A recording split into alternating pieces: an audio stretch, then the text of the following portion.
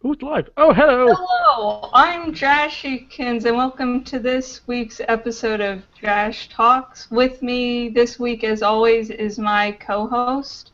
Punchy? And this week, my two guests are... One of you say something. James.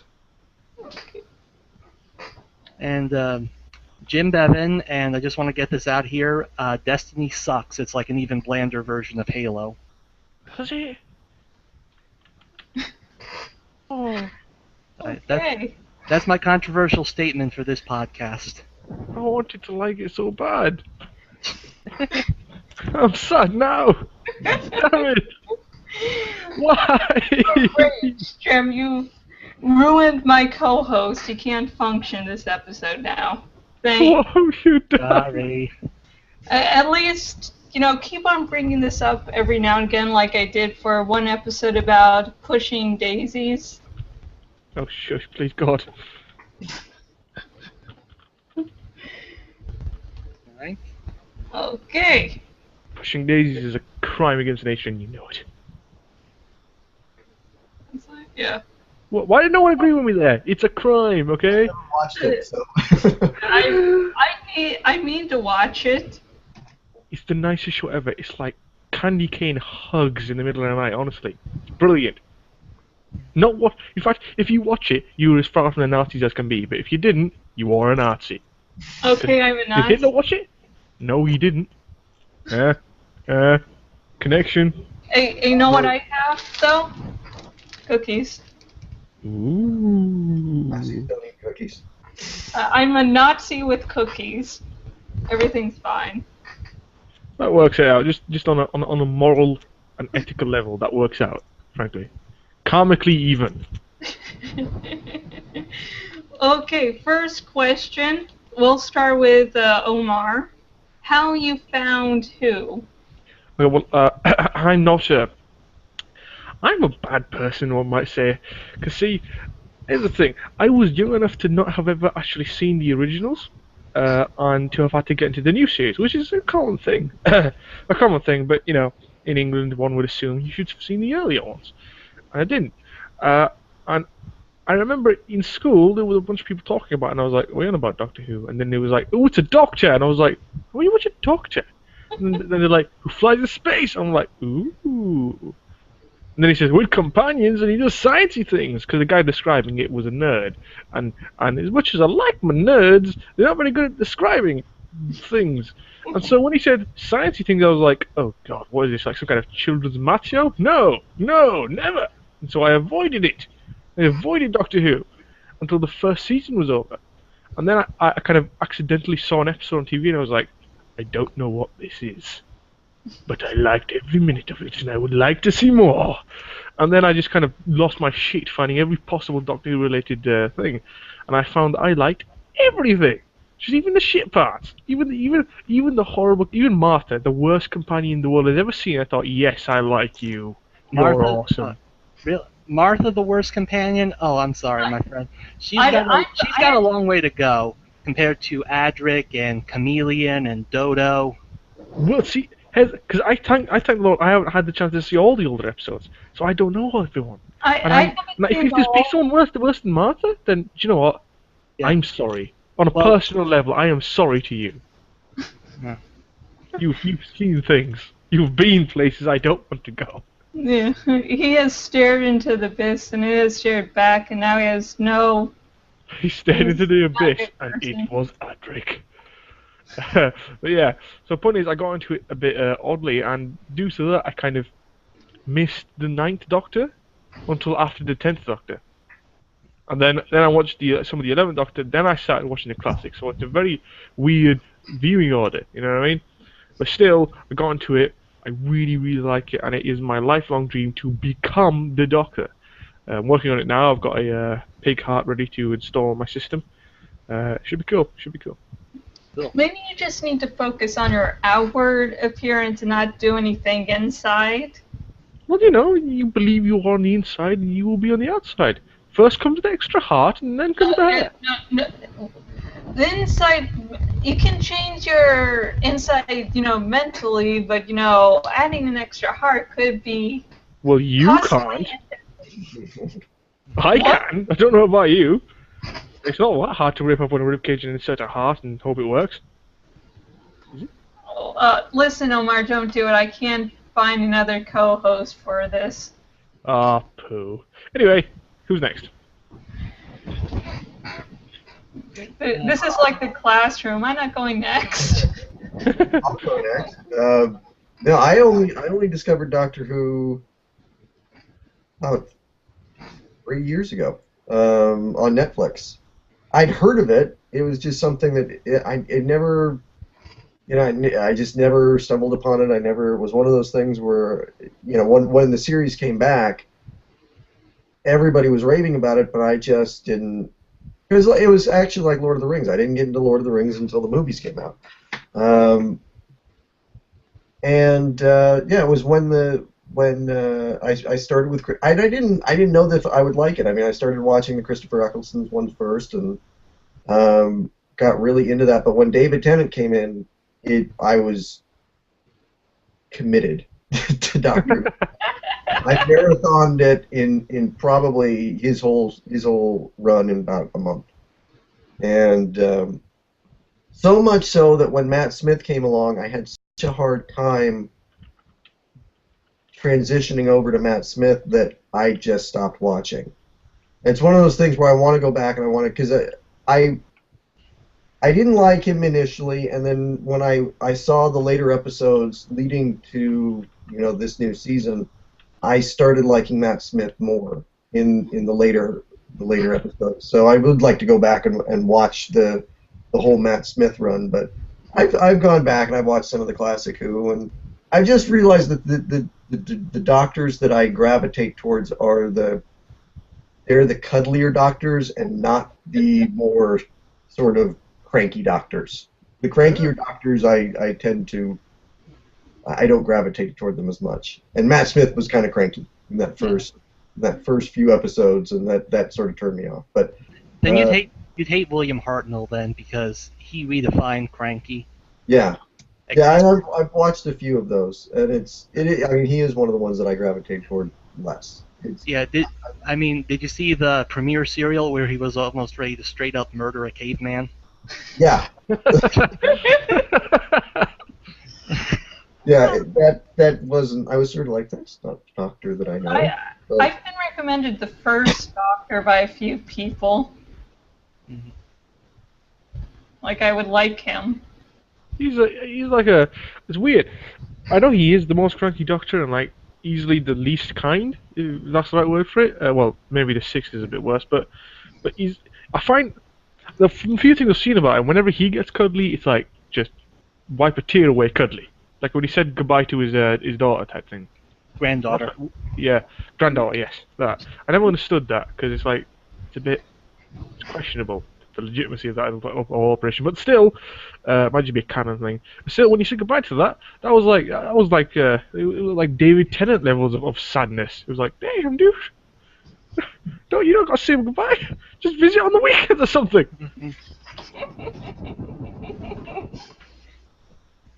Did you die? Anyway, continue. Okay. Sorry to steal your thunder, James. No. But I mean, if Omar's a heathen, then for the way he came to it, I'm far more of a heathen because I came to it way later and then stopped when Matt Smith came on, which Matt Smith seems to be everybody's favorite Doctor now. He's my favorite. You're not British. He has. Yeah, he's required to be. I'm not. Yeah, I'm an American. I failed my people. I failed them. I'm gonna be kicked out next week for that. Give the Doctor a gun and have him start killing people like in America. Oh, well, the Sixth Doctor did that a couple of times. Well, I knew he was the Dick Doctor, but damn. Yeah, as he defined it in like later works, like the audio plays, he didn't think of himself as a dick. He considered himself more pragmatic. Ooh. I quite like that description, but I know it doesn't appear so when you watch it. He's really just a dick when it was watched. I'm not sure, probably the writing, wasn't it? Well, that's because he had bad writers at the time. I think he had the vision of who the character should have been was damn good, but the action of it, the inaction of the character just made him look like a big old arsehole. Yep. It just sucks when you have, a good character such as a Clara, and then they're handled like. Clara was used as a plot device for most of her story. Now she's getting good. Now they're giving her time. But for the first half, plot device. And that sucked. That sucked. It sucked because it's like, me and some other people were like, this is a really great companion, but the writers can't do shit. Yep. Oh well, she's doing well now. I think I would argue that they're almost concentrating on her a little too much. But I find it funny, like in the latest episodes of the stuff she's been doing, she's been taking a strong foot forward. She's become a little more badass. Not kind of falling into the arms of the boy doctor anymore. Well, I imagine because the boy doctor is now grey. But, well, the thing is, like, it's easier to not ship the two. I still do, but it's like much more. You have to sort of squint for it now. I weirdly want like a kind of a doctor and his granddaughter type feel to the situation. I feel that'd be better. Because I don't know, it's like it was always been weird. It's like 3,000 years old. You know what I mean? It's like you could bang your granddad and they'd be closer in terms of age than this guy is. But yeah, it's just weird, right?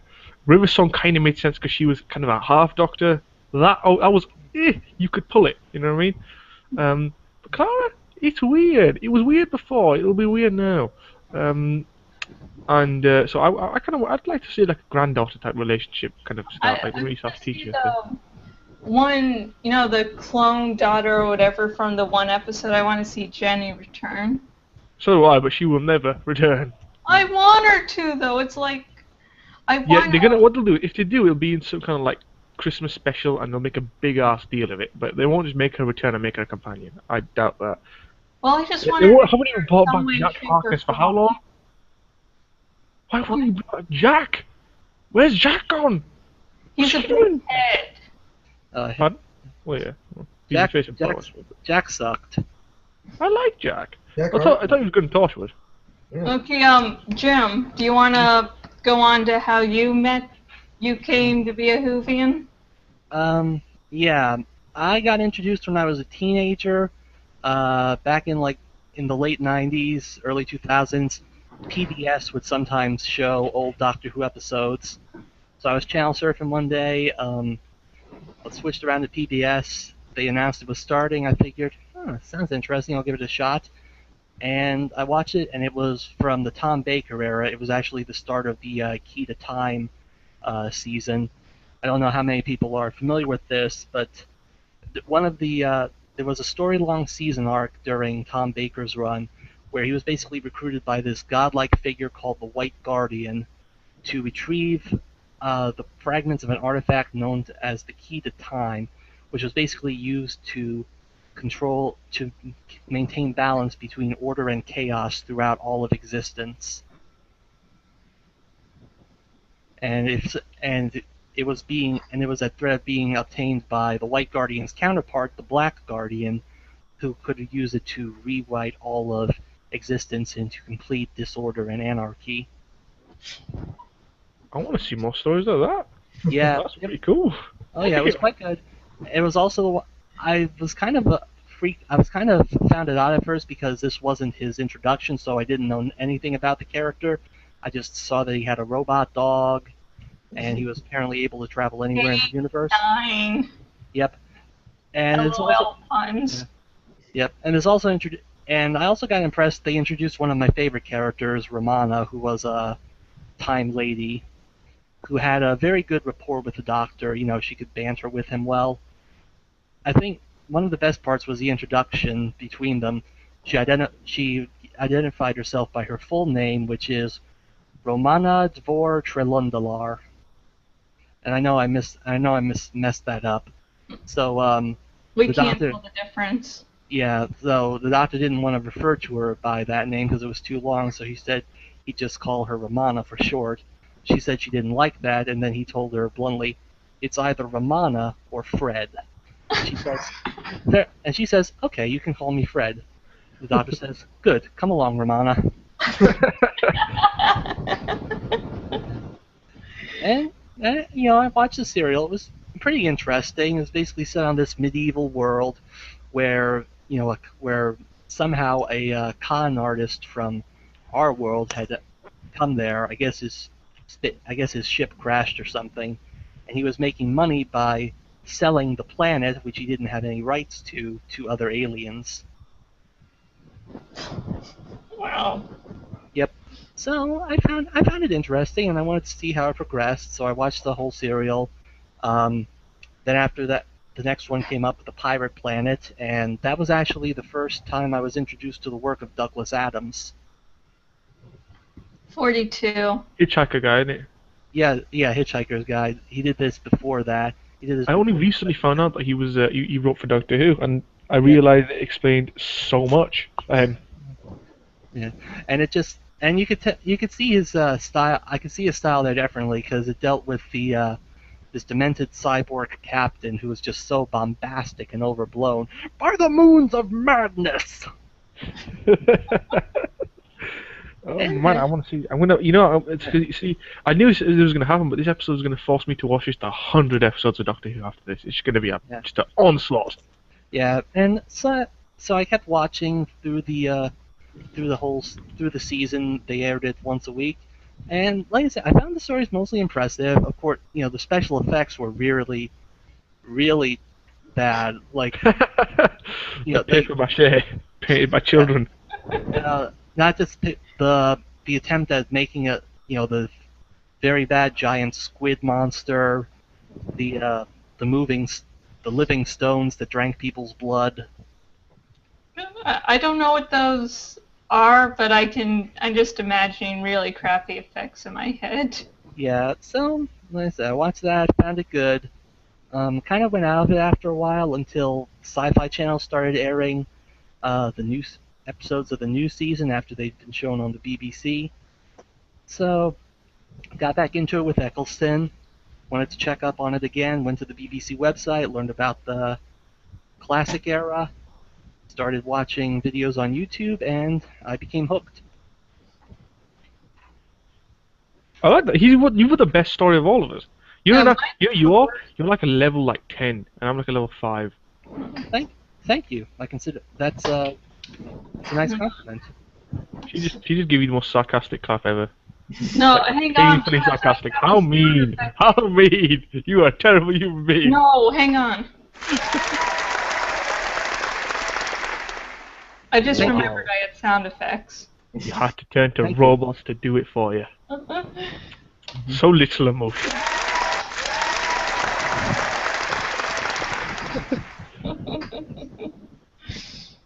Yes, I have little to no emotion. Okay, I guess it's my turn now. Yep. Mine's the worst story out of here. I wasn't aware of it, Doctor Who, but big fan of the site thatguywiththeglasses.com, and a lot of the producers are a fan of the show and will make references or talk about it. And so one day I decided to finally start checking it out. And so I haven't seen any of the classic Who's. They were doing like specials talking about each Doctor and then showing an episode from that Doctor's era. But I've seen bits and pieces of the 9th and 10th Doctor's era, all of Matt Smith's run, and I'm now on Capaldi. But it's boring. I just heard people say, hey, here's this show, Doctor Who, and I'm like, okay, I'll check it out. And now I'm hooked. Well, that's okay. At least you kind of chose instead to, because someone told me about it, and I was like, nah, great. I insulted Doctor Who for a bit, and I will never live it down.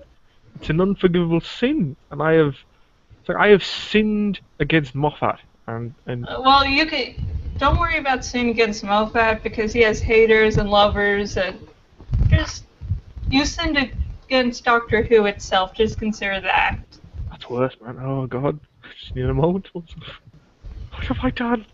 What have I done? I do feel like looking back,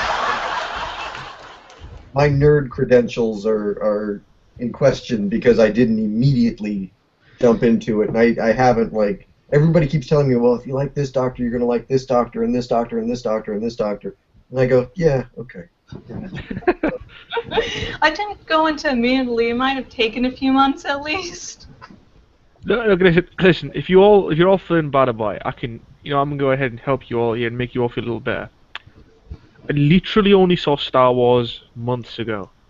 Oh, you're And I bad. haven't seen the finished- Yeah, I know. Look, I've only even seen the first of the old Star Wars either, so Oh, wait, you haven't seen any of the classic? I've only You know, seen one of them. But not either, by classic you mean the only ones that count. I don't mean the Yeah, new the ones original or the old trilogy. ones. I mean the old ones or the actual ones. I've seen one of the I'm actual sorry, ones I and all the can't prequels. dismiss episode 1 out of hand because it has Liam Neeson, and he is a god among men. Yeah. He wasn't bad. I thought the fighting was cool in the new ones, and I liked the atmosphere. But Jesus, everyone was so bitchy. Yeah. It was like Twilight, honestly. It was like Twilight, Oh, guys, except there don't. was no Twilight. Which is sad. It's sad. Don't. Fuck off with your penguin, honestly. He's bringing the penguin back. Get rid of it. Oh, but we're going to continue talking about Doctor Who. You can play with your penguins. Right. Doctor Who. How about it? Okay, Good. now, favorite doctor. I'll let one of you guys go first. Okay, mind if I go first? Mhm. Yeah, you go first. Okay. My favorite Doctor will always be the third incarnation, John Pertwee, because he was the first real badass Doctor. See, he took the role in 1970, and they were making huge changes to the series. It was going to be in color. For budgetary reasons, they were going to have the episodes all set on Earth, and to kind of fit with the new tone, they wanted to make the Doctor more suave and sophisticated, and basically show a greater intellect. So they took inspiration from James Bond and the Avengers, and they made a Doctor who would work well as a secret agent, as a scientist, using his wits to to defeat his enemies. Though he wasn't afraid to get in a fight if needed, even though Pertwee was in his 50s, and that made the Doctor look deceptively frail. His character was a master of Venusian martial arts. Can I just say, I feel like everything you just said, right? Yeah. I feel like those are all concepts that kind of stuck with the Doctor, so I think that's quite something to notice there, because like those now are less aspects, or some of them are less aspects of just that Doctor than they are of like aspects of all the Doctors after anyway. I can't think of any Doctor who wasn't especially witty anymore. I think Yeah. even the Knight, who I consider to be relatively less witty, was quite he was quite a smart talker. And and it seems to me that I think that's the thing that Doctor probably put in there, didn't he? And Aikido, that's cool as well. I'm glad we saw the Aikido come back, by the way. I'm glad we saw that. I'm happy about that. It was the stupidest but coolest thing I've ever seen. So Yeah, it's probably best if you also see the third Doctor serial, because the third Doctor season was also the first one that introduced the Master, and Roger Delgado's portrayal so vastly different from what you see in the modern era. This guy was kind of like the General Zod of the Doctor Who universe. I noticed that. I did. I genuinely did. I realised the resemblance a while ago. I was like, whoa, wait a second, isn't he? Yeah, not Isn't just he a Zod?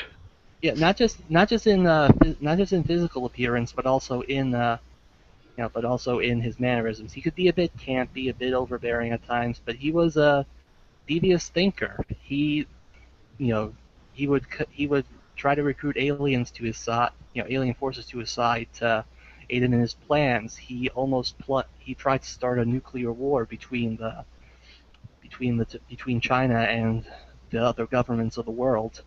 Hell, he freaking summoned a demon that helped wipe out Atlantis to try and wreak havoc on the world.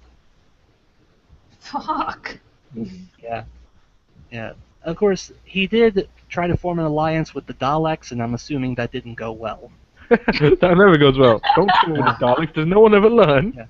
Yeah, there was actually supposed to be for Pertwee's final serial. They were supposed to have an epic climactic battle between the Doctor and the Master, but Roger Delgado died in a car crash, so they scrapped that. Looking back on it, though, I don't understand why. I mean, they're both Time Lords. Couldn't they have just brought in another actor and say that the Master regenerated? No. No. They probably could have. They could have. If they were smart, they could have written that into the story. Like he's going there ready to meet the Master for war, and then suddenly, a little girl walks up and says, "Oh, hello, little girl. What are you doing here?" And then suddenly stabbed through the heart. No, I'm not little girl. I am the Master. Well, as long as he didn't have that accent, I think we'd be fine. It'd be awesome. That's the best part. In fact, that's the most important part of this entire operation. That they have that accent. Yeah, well, possibly, yeah. But I'm just saying, they could have worked around it. You know, they could have had him in a new form, and they could have had Pertwee make a comment as like something like, I take it your alliance with the Daleks didn't work out for you." Oh, that would have been funny, actually. I would very, very much like to see So that. how about them Daleks, yo? I think I've done enough gushing over the Pertwee era for now. Okay, who wants to go next? I can go next. I think I already made it pretty clear that David Tennant's my favorite. I think the point is we gotta learn why, you know, because a lot of people don't agree on this. This is like Batman versus Superman shit. No one can agree.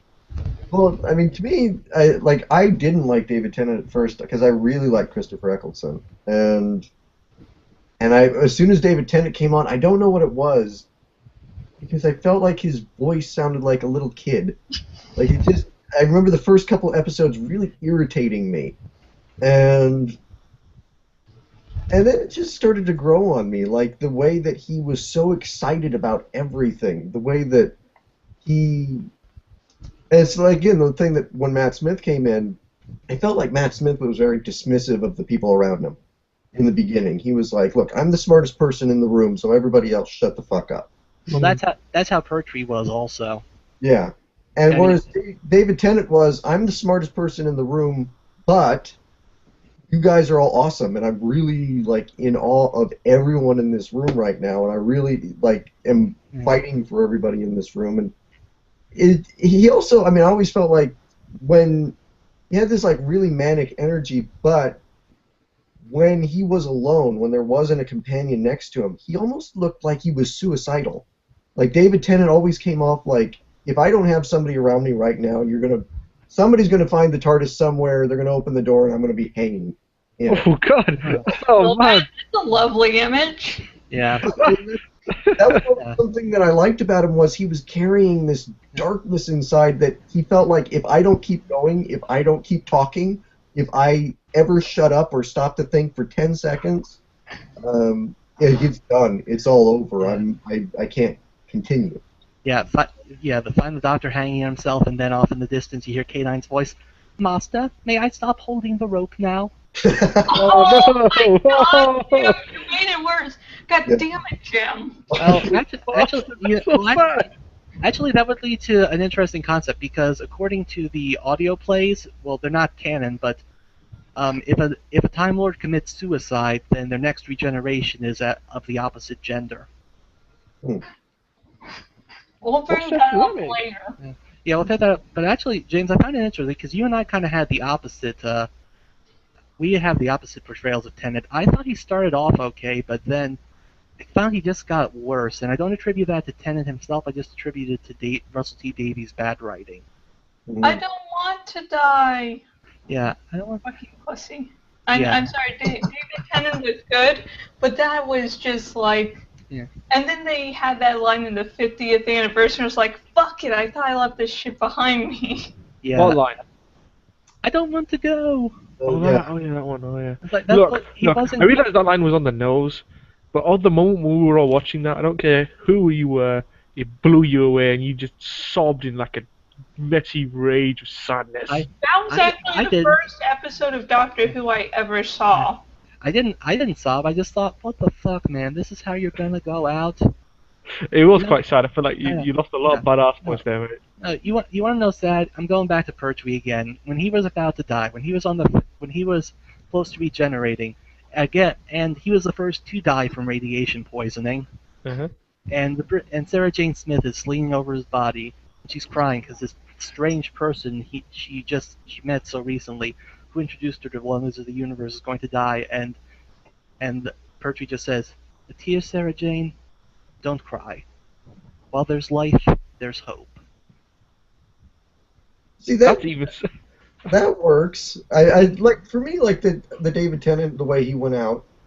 The reason it worked for me was because he was all alone and it was one line.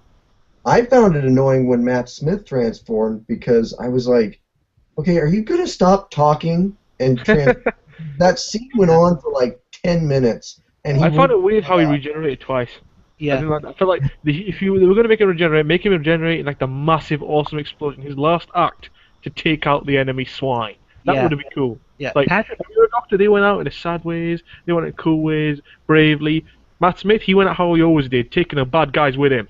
Yeah. Patrick Troughton went out talking, but he delivered an epic speech basically calling out the Time Lords for being dicks. You're dicks, yo. As far as I could tell, they are dicks, though. I think I thought I killed you all.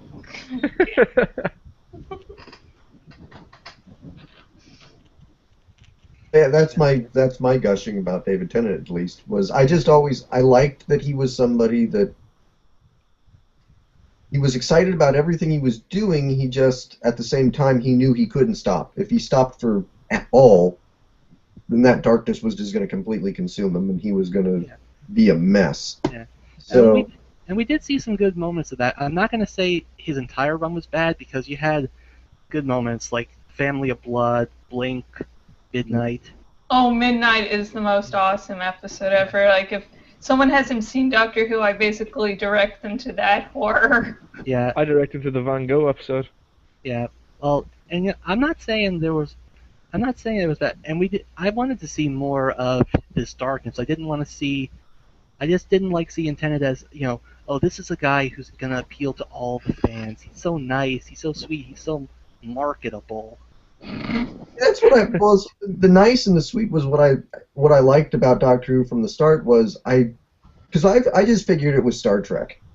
I didn't know anything about Doctor Who, so I just figured it's going to be laser guns and it's going to be, like. Kate Moore needs to be here for this because she's a Trekkie also. Besides being she's a Trekkie. They kind of established, like, oh no, the Doctor has this respect for life. That he doesn't want to kill anybody, that he will avoid it, that he will, he doesn't want to have to. He's not a guy who's going to pick up a gun and start shooting people. I was like, I think the hate for soldiers is almost overdone now, though. It's like he really, really hates them. It's like less like I don't quite like soldiers than that he's got like a phobia of them or something. It's weird. And yet he worked for UNIT. Exactly. That's why I kept thinking. It's like, dude, you worked for soldiers, didn't you? Like, Yeah. Not that bad. Bring one of them with you. Come on, man. Yeah, and when he worked for them, he did use a gun. He blew up an Ogron, which were basically kind of precursors to Sontarans. Ooh. You see that? But yeah. See, probably just maybe an incarnation due to some writing problems. But yeah. Yeah. Thought that was always weird. Anyway, continue. Oh, I'm done. Oh, okay. Okay, let's hear Omar gush over Matt Smith. Look, Matt Smith is the best, okay? And I'll tell you for why, okay? Now, the Ninth Doctor, he was the meant-to-be badass one. He was meant to be tough, cool. He was going to take on everyone else with the rage that he had inside of him from the fact he had to blow everyone up, right? But he just came across as a little bit of a little girl. It's like, oh, I'm so sad all the time. It was that, and with his big ears, he was alright. But he complained a bit too much. All about that sadness. And I had to kill everyone. Come on, grow up, man. You did the right thing, and you know it. Then David Tennant came along, right? He was extremely entertaining. And like James said, he had the whole sadness thing following him, but at the same time, kind of a happy childishness. But he was always running away from that. Always running away from the fact that he was worried and kind of scared and almost alone. And I tell you, that's quite sad. But by the end of it, by the end of his time, I was done with that. I don't need any more, deep sadness from that. Yeah. I wanted to fight. And then Matt Smith came along, and he stood and he turned around, looked the darkness straight in the eye, and said, "Come get me." And I thought that was awesome. He went up to the aliens, and he didn't have to muck around at all. He was like, "Okay, guys, listen up. I'm the Doctor. Run." And you know what? If you were the Doctor, you would do that because you know they would. And he did it, and it was brilliant. And I felt like he was the most effective Doctor. I felt like he did his job the best. He was probably the smartest, considering he was the only one who ever thought about just telling people, "I'm the Doctor, run away," because you would, wouldn't you? You would. You're facing up against the Doctor, you would run away. It's like walking into a room and finding out Batman and Superman are there. It's like, nope, run away, run away. You're not gonna win this fight. Get out of there. Like his sadness was more. I mean, I think they ditched the whole Gallifrey thing a little bit. I like that. I think they got rid of the whole his entire sadness wasn't about Gallifrey anymore. I like the fact that it was more about his companions, and they made it more. I think they made it more real for me, the whole companion thing, when they popped Amy into 1940s America and just left her there. And I just felt like, damn. I think he's almost the weird detachment he had with his with everyone else. It's like can't explain it. He was like, he was never truly as connected with his companions as the 10th was. I felt he was always just a little bit removed from the entire equation, which made it more sad, I think. Like the episode where old Amy was left behind, I feel like that it proved to me that the Doctor, while he cared, he was capable of this kind of thing, and that kind of made it sad for him. He was like truly, you understand that he's been through the chitters, and so now he has to behave like this because he just needs to. It's the way he needs to. If he wants to survive, he needs to behave like this. You know what I mean? He built up the reputation by then. That's why the Pandorica speech. That's probably one of his best. That's probably one of the best signs. But there's also the one scene in The Doctor's Wife, where the whatever. A Neil Gaiman written episode. Yeah. Yes. And all hail our Lord and Savior. Amen to that.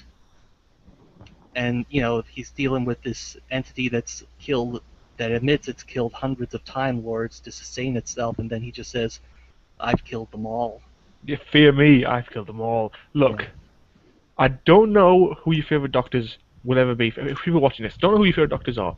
You can in no uncertain terms deny that was the single most badass line ever read by a Doctor, if not anyone ever. Look, that's like, he's like if Batman walked up and said like, "I'm the Batman, fear me." And he just whipped out that line. He'd be like, "Well, take down your cape, put the horns away, I'm done." Because you're not fighting. That's just so flippin' cool. That's what I said. He's a cool badass fighty Doctor who took his kind of he took the weepy and he popped it down and he got shit done. And I like that.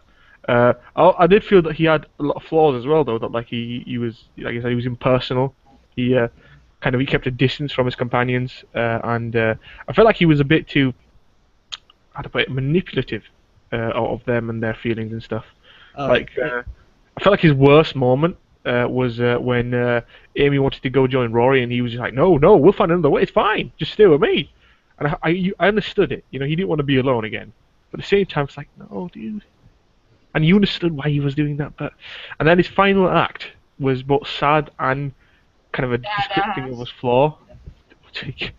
Basically, I'm not sure if anyone's seen it. Have you guys seen like the first episode of the new series? I haven't seen it.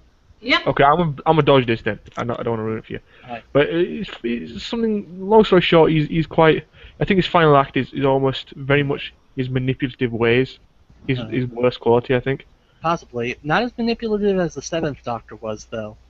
True, I suppose, but and he wasn't manipulating just to have companionship. His grand manipulation was to ultimately destroy an evil entity that had existed since the dawn of time, and if left unchecked, would turn all of humanity into mindless monsters.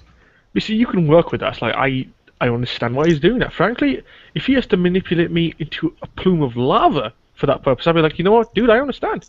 This is a good enough reason. This is what we can call, okay casualties. It's just I'm a casualty of war. I get that. Okay? But with the 11th, I feel like that whole problem was a bit, this is personal reasons you're doing this, and this is clearly not a good thing. This is a flaw in your character. Well, Otherwise, I still love him. I do think that's probably one of the flaws that I've noticed in most of the Doctors is the need to have a companion, even though you're constantly putting them in danger. Absolutely, Like, yeah. well, I want to make sure that I protect you. Let's go to Pompeii.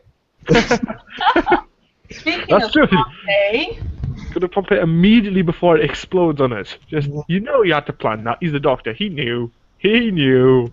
oh, I'm sorry. This wasn't meant to happen. I totally didn't see this coming. It's not like it's written in every book all across the universe. Oh no.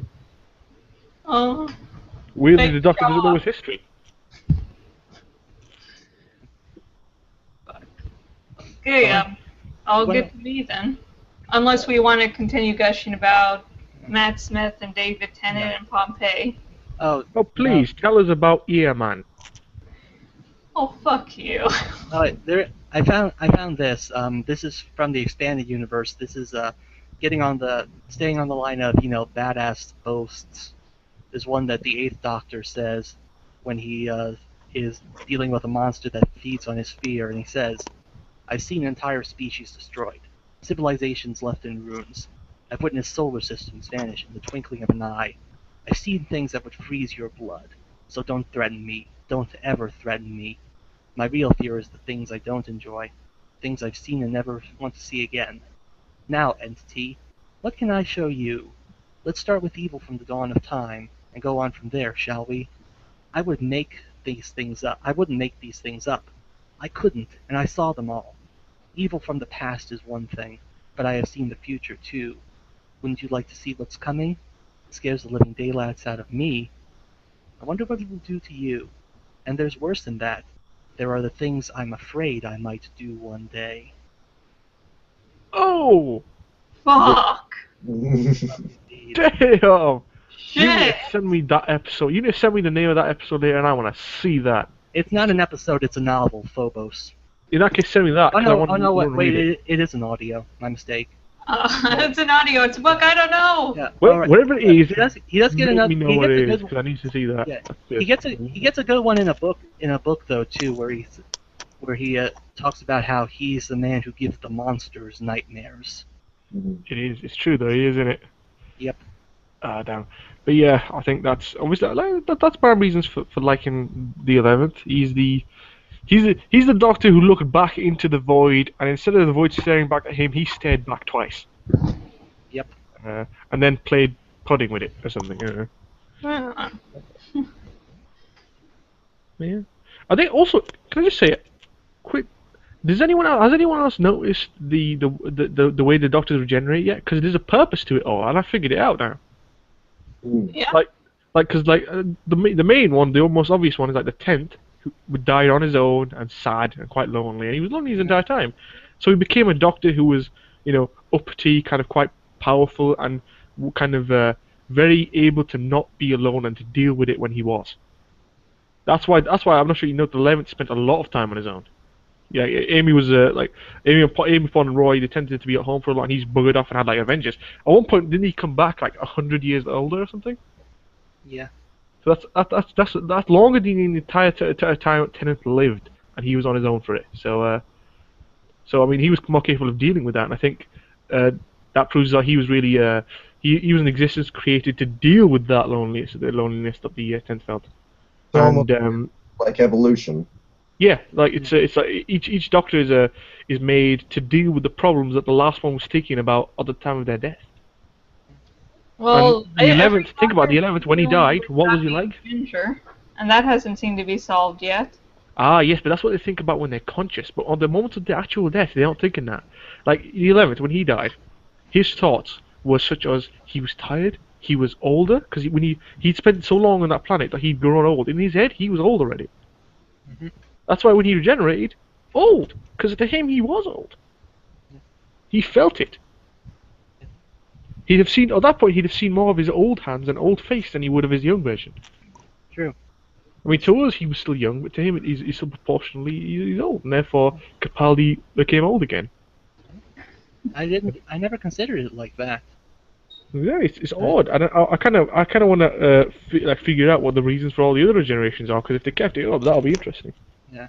Well, I know the first one was probably because he wanted to be a little less grumpy. well, not just that. He said his last line was that his body was wearing a bit thin, so presumably that's why he became younger. 3 to 4. One of the big problems in 3's final episode was basically that his I guess you could say his ego, his search for in trying to understand the wisdom of the universe, had inadvertently brought evil forces to Earth. So that made his next form a little less willing to be, a little more frivolous, a little more playful, and not always so analytical. That's why he's never ginger. One of the past companions, Turlo, was ginger, and he was a dick. So maybe this is just a way of preventing that from happening. So what you're saying, dude, is basically the Doctor thinks gingers are dicks. So. Oh, you're ginger! Oh my god, dude, I'm sorry. Okay, I'll get on to my favorite Doctor. Come on, tell us about Earman and his undumbo-like appendages. Okay, I haven't seen all of Eccleston's run, which really kills me. But every time I've, seen him, he's just... I could only see 1 or 2 episodes of him, and he's been more awesome in those episodes than, Matt Smith has. And you shut your whole mouth. What? How dare you! I will beat you to death. Oh my God! I'm so sorry, pushing daisies. We don't go there.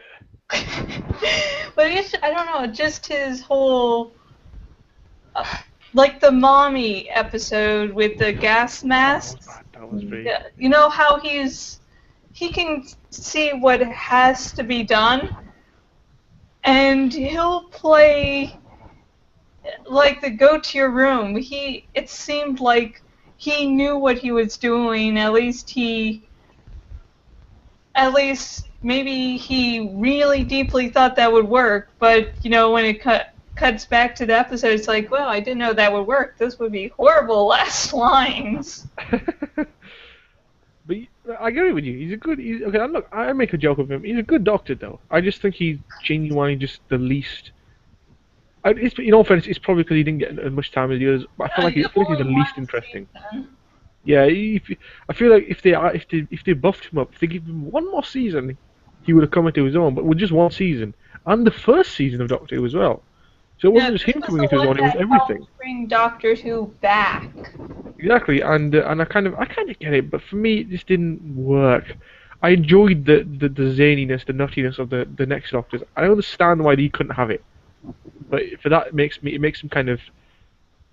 It's like, because I watched him almost after the 10th, and it was like, after having the 10th, which is like the equivalent of like highly flavored filet mignon. And you move it to him, and he's just a cheeseburger. He's like, it's alright. What's wrong with cheeseburgers? But it's alright, But it's like, I just had filet mignon, so.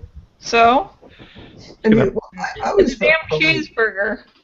Like Christopher Eccleston was the one that, like, and there was with the leather jacket and everything, that he stood out as something that was different. Because the thing that I felt, and who's better, David Tennant or Matt Smith? I felt like Matt Smith, the wardrobe stayed kind of similar to David Tennant, that there was sort of this was a progression of that. Whereas with Christopher Eccleston, there was just something about like just a t-shirt and leather jacket and like, look, it's this Doctor just stripped down. I found it weird because for those he was speaking in a northern accent, which is generally where I live, and I found it weird that essentially in every possible manner he was a northerner. Like you could live around here and he'd fit in completely. He had the accent, he had the clothes style, he had the swagger, everything. It just felt like I was talking to my neighbour every time he was on screen, which made it a bit odd. It's like this intergalactic alien looks like my neighbour. So weird. That for me. I mean, probably that's weird for you guys because you don't know this kind of people all the time. I do. I know them everywhere. And it's weird for me. It's like if the Doctor suddenly popped up and he had like a Boston accent or something. It'd be weird. Like, okay, well, this is odd. Although now I want to see that. Doctor with a Boston accent. It could be a female doctor with a Boston accent. Turn it up. Not only people won't be able to decide whether the bigger problem is that he's a woman now or that he's American. That'll freak people out. Oh, okay. Think about his genius. Then they won't be able to complain about one or the other. Actually, the next thing we're going to be talking about is the whole female doctor debate. So, on that note, Omar, continue. Oh, okay. Well, best segue ever. Right. I know. I just it. Right. Okay. Female doctor. Can I be honest with you guys? Whilst I do not mind the idea of a female doctor, I do not think it's a good idea for purely story reasons. Because it could only ever come off as a joke. It's like, because he has his memories. He's a guy, absolutely. We've never seen him get on with guys. So we know at the very least he's more than likely hetero. We've never seen him. We've seen him get with girls, so we know this. I guess. But he's been a guy his entire life. And whilst we know Time Lords can turn to girls, I don't know if him doing it would serve any greater purpose. Well, at It's least... like, it seems... Okay, if the Doctor were generated into a girl, the best we get out of it is by saying, yes, we've had a female Doctor. And I don't think that's a good enough reason to do it. It's like, why not? I mean... That's not a good enough reason, why not? Someone like Stephen Moffat, he can write decent storylines, but he has a little trouble with certain issues. So if we get someone different... do the delicateness of, hey, now we have a female doctor with, like, jokes here and there, but, making it all actually fit. Because I can't explain it. I feel like, here's the thing, okay, this is what I mean. If they turn him into a doctor, turn the Doctor into a girl, for the Doctor at least, it would be notable. It will be a thing that is it's not something that just happened, so they couldn't just kind of smooth over it. I They'd know, have to talk about it. And if they talked about it, they couldn't do it right. They could not do it right. I don't understand. I don't feel like there's any situation that they could possibly get the Doctor turning into a girl and it come out as a viable story that isn't just literally just cobbled together to just make sense. Well, the thing is, the first time it would, of course, be rough, but at least once it's done once, if they ever decide to do it again, it'd be like, we've been down this road before.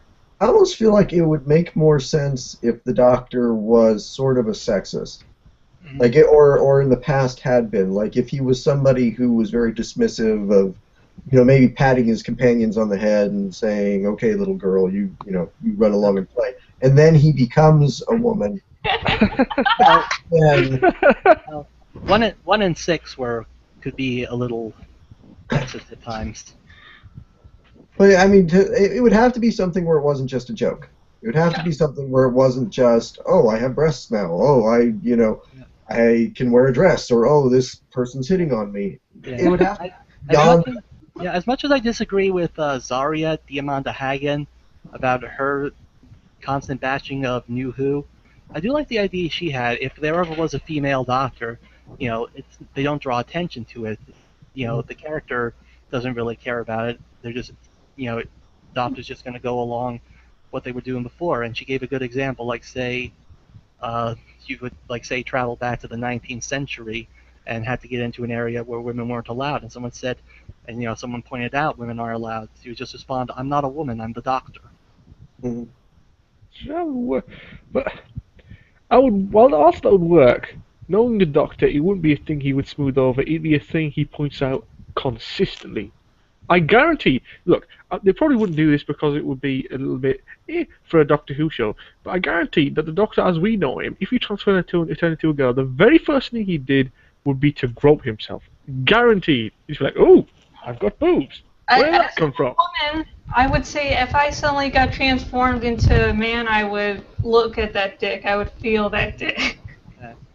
Jesus, woman, hold it in your pants. Look, point is, he'd do it, he'd have a check, you're like, okay, I am a woman. I'm just giving credit to what you're saying. Sure, I suppose, yeah, she's reinforcing it. See, I guarantee you, first thing you do is like, okay, I have boobs, and then you go straight to the ginger thing, I guarantee it. But the thing is, because of that, you could never smooth it over, you could never pull off the whole he never mentions it thing.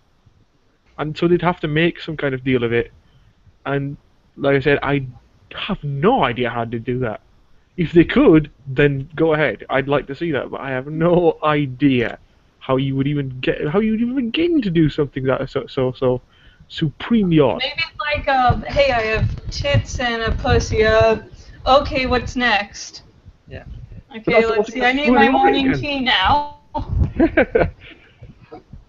Those first few episodes would probably be kind of rough. The transition would be a lot of probably jokes about him being in a dress now or whatever. I think after maybe a first few episodes, at that point they could just get on with it and just not mention it anymore. Mention it, every so often, but those first few episodes would be rough. There'd be a lot of joking at the Doctor's expense in the first few episodes. I think it'd be. I would like to see it. I think that's something. But like I said, I agree with you guys. They could possibly do it, but it'd be hard. After the first few episodes, maybe they could get a line on it. But I think the thing is, if they were to make a woman Doctor, in my mind, it'd be to tackle issues that are more woman-centric, or women-centric, stuff the Doctor probably couldn't get too busy with. And whilst I imagine he could get to some of them, like just stereotypical, not treated well by men in certain scenarios, I think in general, you could never. I mean, you could write him well as a woman character, but at the same time, you wouldn't. You'd be writing the Doctor, and it'd feel then disingenuous to write the Doctor as a woman because he isn't. He just has a woman's body now. Right. I mean, the Time Lords basically shapeshift with each, regeneration. So, skin color, gender should be all open. If it's just going to be a whole new body, anyways. Yeah. But I agree, but like the character shouldn't change too much, should it? I mean, personality-wise, he changed, but in general, his general character is he tends not to change too much. It's like a skeleton, and the meat and bones. That's what changes. You know what I mean? And the skeleton's still going to remain the same. And if you create a woman character, obviously, like I said, I'd see it. The skeleton wouldn't be able to change, and therefore it would be a bit odd because you couldn't work with the kind of fact that he's a woman much more than you can on just like every now and then there's an episode that kind of centers around, oh, this is a thing that only women can do, or this is a thing that only women can't do, and that would be extremely superficial. Essentially, it gives you like 3 or 4 episodes of hey, look, he's a woman now. Let's deal with woman problems before you run out, and that'd get annoying. I think if they're gonna do it, if they had to ever do it, they need a damn good actress. Yeah. What's her name? Definitely. The girl who played it in that. Have you guys seen the Doctor Who comic relief where it's like it starts off with Mr. Bean, Rowan Atkinson playing the Doctor? Yeah. Yes, first of all, that was good. I weirdly ended up liking all those Doctors. But I forgot the girl's name, but whoever the girl was who played the Doctor then, she could probably do it. Yeah, She'd be an odd kind of work. Switch to a female Doctor, that definitely the actress will have to be chosen extremely carefully because, as Omar has been pointing out, it will be a really delicate matter. So you have to think about the story. The actress will have to pull it off. I kind of thought Gail Porter would be a good actress. Because that might kind of a double shock because she has alopecia, so not only would you have a female Doctor, you'd have a bald female Doctor. That would just. Can you imagine that? Can you look? In fact, let's go all the way. Let's make it a balding, black ginger woman Doctor. Go all the way. No, God. Handicapped as well. He lost his legs in the war. Okay.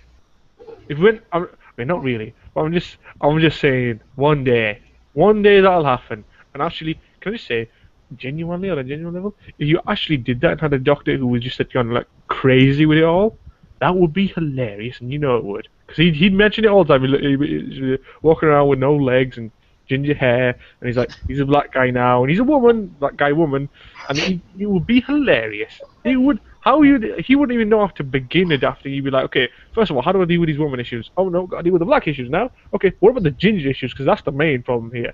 I'm in England right now. This is a serious issue. I've got to get to Scotland and survive. Anyone who's watching this and wants to draw that doctor, do it, and then send it to my Tumblr.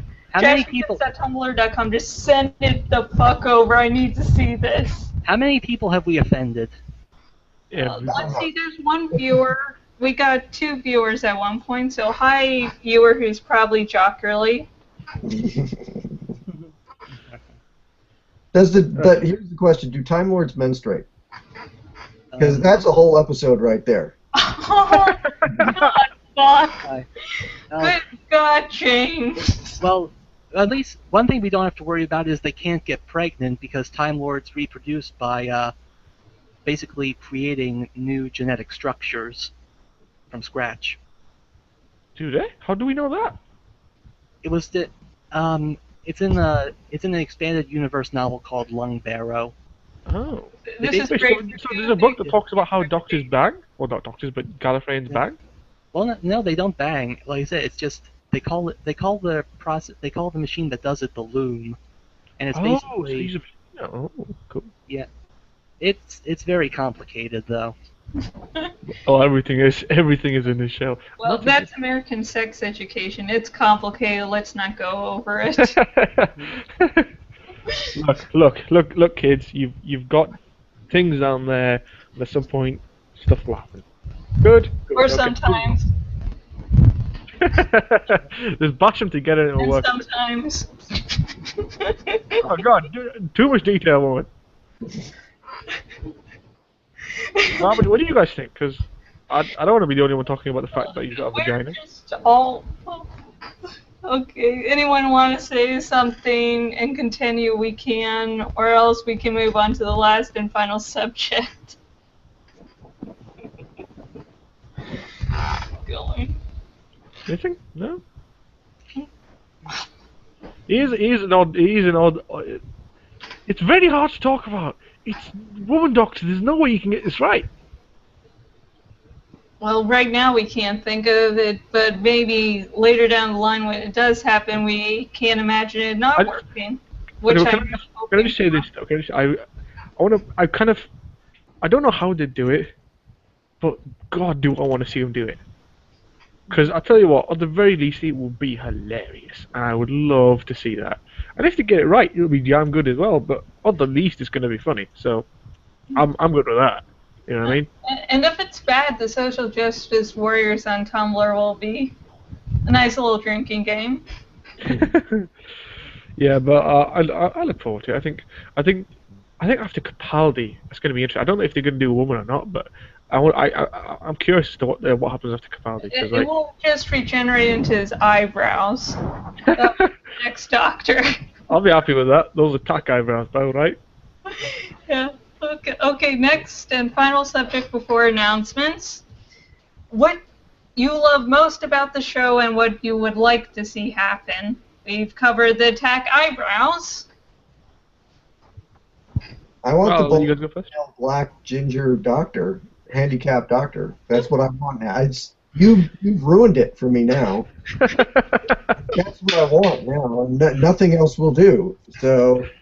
I don't blame you. He's a multicultural, multiracial, multi-religious, multi-able, multi-gender character. You know, he appeals to everyone, and no one.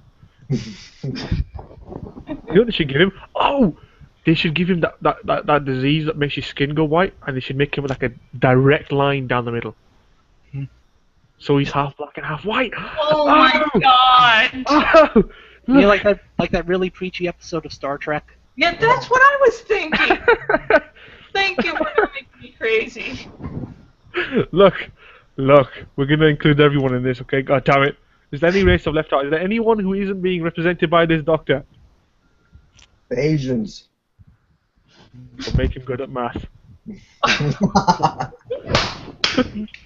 Okay. Look, I couldn't think of any other defining product of their people, okay? They all know karate. Oh, good! We can make his Venusian Aikido, like, really good. Like, he's really good at it now, you know what I mean? And he's got no legs anymore, so that makes him really special. Like, he kind of hobbles along, this kind of karate chops people on the knees. Like, wah! And the doctor, bitch. Oh god, let's see what else.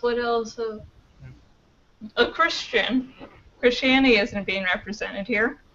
They should make him like a Buddhist. Muslim. A Muslim. Oh! Oh! Oh my god! That would turn eyes. Iranian doctor. That's what I want. Oh god! That. No! Oh my god! He's gonna be arrested by the Americans. What would his catchphrase be? Durka Durka Muhammad Jihad. Oh no! Oh no! What? You get the feeling that we've created a monster. Like we just envisioned up something that should not have been. No, the worst thing is I don't know if Dad can hear me or not. Hardcore Catholic, yo. Oh, I might be killed. somewhere out there, this doctor, just by the fact that we have imagined it, has been summoned into creation. It's just kind of like groaning and like grasping for life, like life, and it's gonna come for us. Yes, that's what's happening. That sound is happening in the back. Like, wait, it's coming for us now. It's coming for us.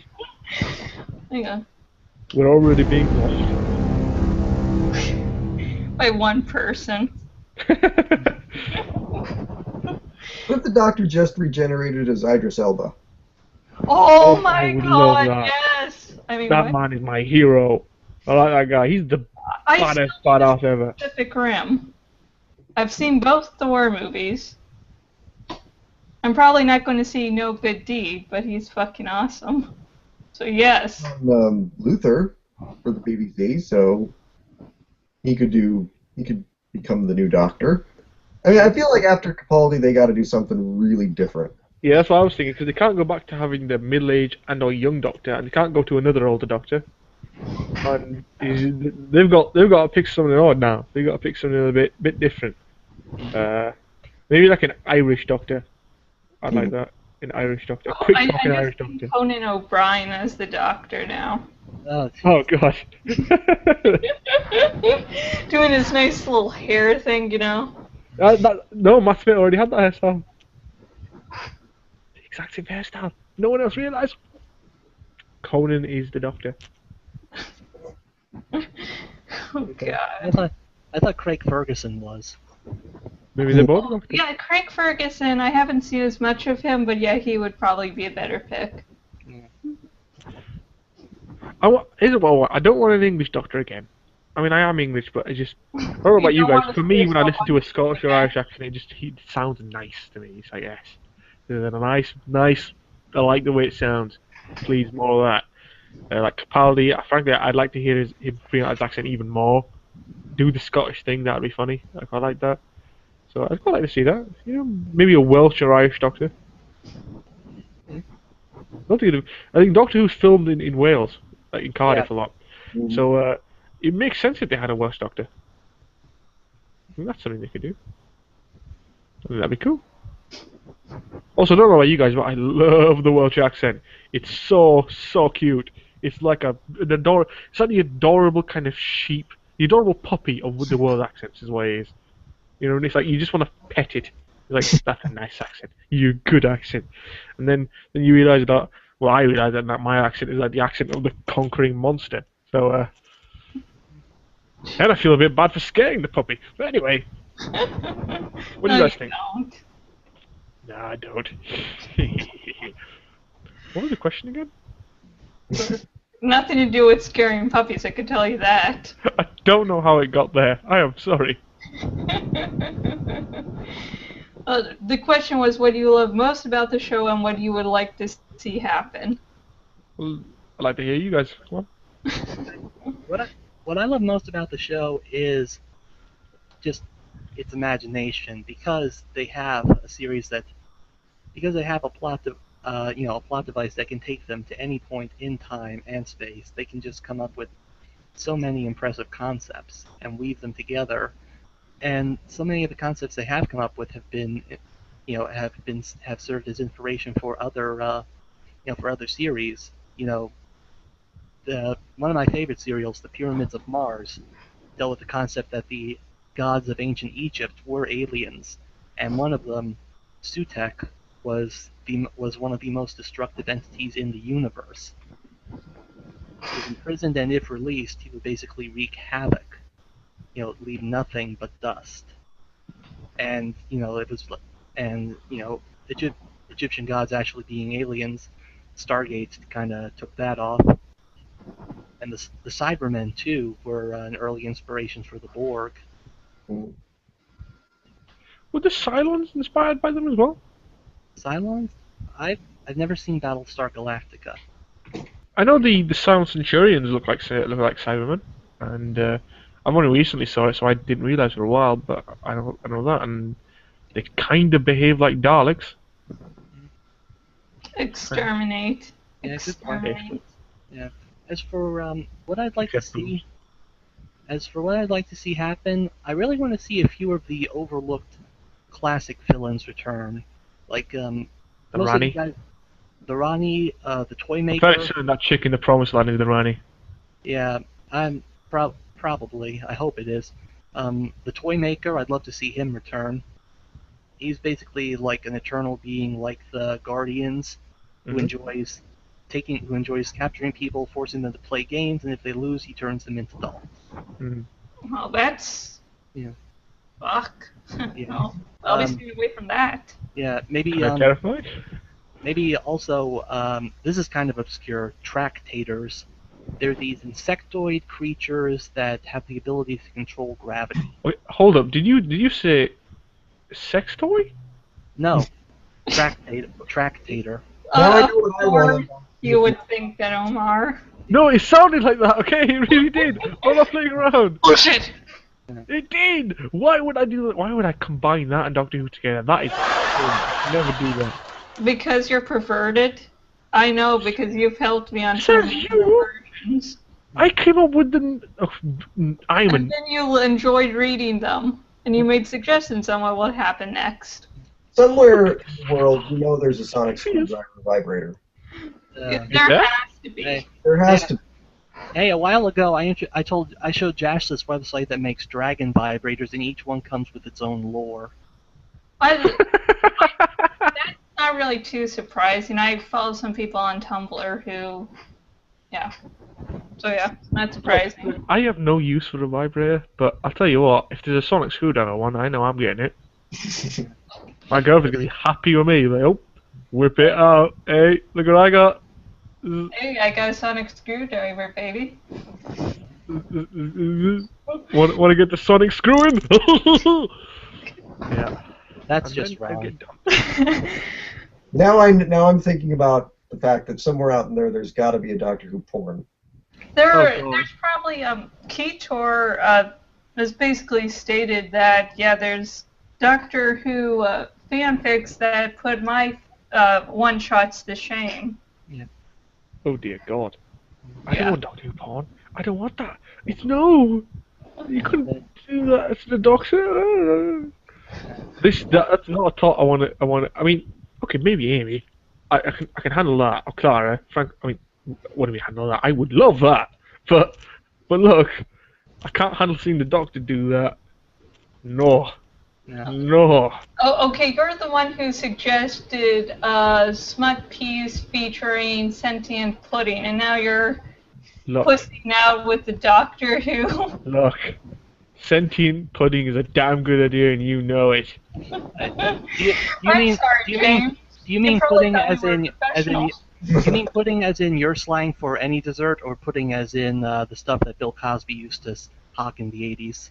No idea what Bill Cosby was hawking in the 80s. But when I say pudding, I mean kind of like a custard mixed with jam type situation. Okay. But yeah, getting back, one more monster I'd like to see come back, the Mara, which is this snake-like entity that feeds on sorrow and destruction, and basically exists in the mind. Ooh. That would be good. Yep. So, Maybe I think we may have seen that. Remember that kind of episode with the 11th where there was a alternate version of him that appeared in the TARDIS? The Dream Lord, yeah. Yeah, maybe that was him. You never know, because I wanted to see what I don't know what the hell that was, because they didn't give enough information about it, frankly. Nah. Alright, so that's all I really have to say. Yeah. How about you two? Okay. Things I love about it. I mean, I'd say the thing that I love about it most is the fact that it just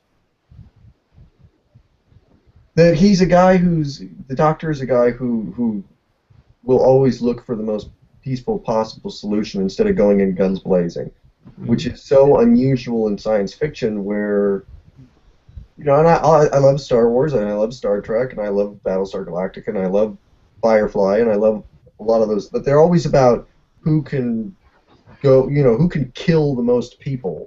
Yeah. And the doctor never kills unless it's like absolutely necessary. And And that, yeah, when he does, it's a thing. It's like, it's significant, you know what I mean?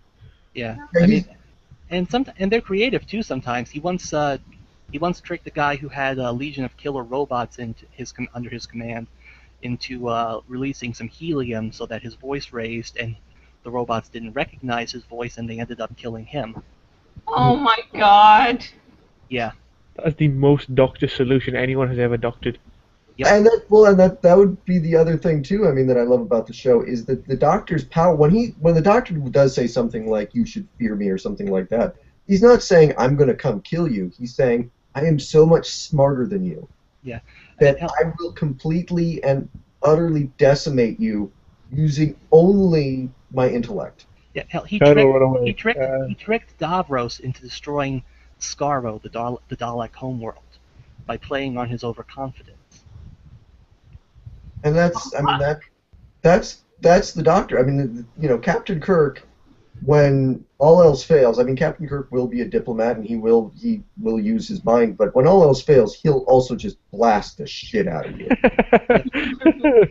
Well, if you do one more pancakes, I'm gonna blow you up. Yeah. Luke Skywalker goes in with the lightsaber first. He doesn't go, how can Well, we... Luke Skywalker's sort of a moron, but that's Yeah. just He didn't really start smart, though, was he? Not a... But I mean, you know, the Doctor will go in and he'll, you know, he will want the best possible solution for everybody. That, you know, and to not go in and kill everybody, to not go in and just, you know, blow something up, and that's more unusual in science fiction than it should be, especially now. So to have somebody who does use his mind, and somebody who also not only uses his mind but uses a morality, is rare, and it's sad that it's rare. But you know, the Doctor really. I think that's something that permeates a lot of things nowadays. So there's always characters that these tend to lean towards the darker actions, the morally nihilistic stuff. This bad guy's never going to change. I better shoot him in the head. Operations. I personally always preferred the characters who did it the proper way, kind of find the ways around the problems. You know what I mean? They didn't just think, oh, I can't save this guy, I better kill him. You know what I mean? Like the Doctor, Superman, you know, stuff like that. It works together well. You know? I like that kind of optimistic outlook. We now live in a world where Superman has snapped someone's neck. That's not good. oh god. Do we have a Man of Steel hater here, or is it? I love or the is it movie, but I hate that one moment. I'm not a hater. I didn't think it was great, but I don't hate it. I liked it. I almost loved it, but I'm almost biased because I really wanted to. And that snapping the neck thing really got to me. I guess what they're trying to do is they're trying to make all the destruction for the next movie make it make sense because he's a beginner, and the snapping the neck is going to be the start of the no killing rule. At the same time, Superman don't need that to know not to kill. It's like, I don't need to know not to kill because I snapped some guy's neck once and it wasn't cool. You have no I idea. don't kill people because I don't want to. Before I figured out that it wasn't okay. Yeah, it was. I killed someone and then I figured out it's not my thing. If we all needed to kill one person to figure out whether or not it was okay to kill, we wouldn't be very nice people. Well, David Willis, who draws the webcomic Short Pack, he had his own take on this. He said, Superman is a symbol of America. He represents our hope and ideals. Specifically, he tells us that we can protect the world without collateral damage, that when we intervene in atrocities, innocents don't die. Superman doesn't kill. He can't kill. But we do. Sometimes we wipe out a hospital to kill a terrorist or a Nazi, and we can turn a blind eye to it because it isn't far away or long ago. But Metropolis isn't far away or long ago. It looks like us, and that's really hard for us to accept. We'd rather have the fairy tale of a magical dude who somehow doesn't kill anybody. Superman is the lie we tell ourselves, masquerading as hope because we have the luxury to do so. Many people don't. Damn, that's deep. Yeah. And it really is kind of and it's almost prophetic because remember when Obama was in office, everyone was so hopeful that he'd end the wars, and how many people have been killed while he's during his term. But Sorry yeah, to get- well, he did. Yeah. Sorry to get political again, but It's okay, Jim. We expect politics for you, and from you. So if anyone complains to me, I'll say it's Jim's fault. It's a superior tangent to pudding Yeah. fucking. come at me, bros. Well, him. But yeah, like I said, I think optimistic heroes, there's not enough of them anymore. And I think the Doctor is very much one of them. Or at very least, he tries to be, and I think that's enough. Oh yeah, we need less of the dark and gritty stuff. Too many Batmans dark in the and world gritty, already. But some series aren't really that type, and it's not a bad thing. It's weird. It's like you know what's gonna happen? I guarantee. Give it 2 years, and you're gonna see Michael Bay directing a gritty reboot of the Powerpuff Girls.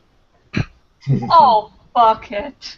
Yeah, that's what's gonna happen. That's where the world's going, and it makes me sad. No, I need something a little bit stronger. I think I might need to buy some absinthe if bad shit happens. Just chug it all, the whole bottle. And mind you, a double shot of absinthe makes me all loony, so a whole bottle of it will give me the right kind of peace. Isn't that the stuff that you have to like? Wake up in Mexico. Isn't that What? the stuff you have to like float over a spoon?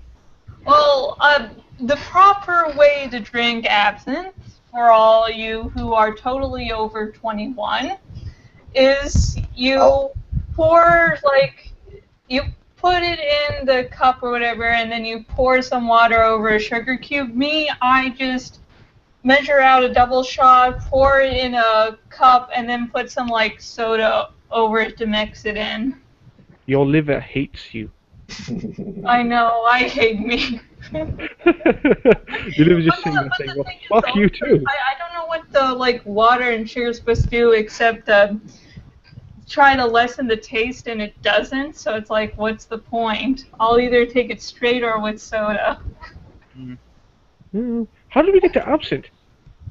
It's We're Jim's talking about Doctor Who. What happened? Because tangents. Okay, James, what would you like to see in the future of Doctor Who so we can get back on track?